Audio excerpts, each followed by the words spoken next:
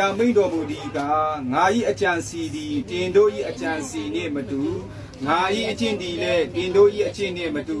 မိုးကောင်းခြင်းသည်မြေကြီးထက်တာ၍မြင့်တကယ်သို့ငါ၏အကျင့်သည်တင်တို့၏အကျင့်ထက်၎င်းငါ၏အကြံစီသည်တင်တို့၏အကြံစီထက်၎င်းတာ၍မြင့်၏အာမင်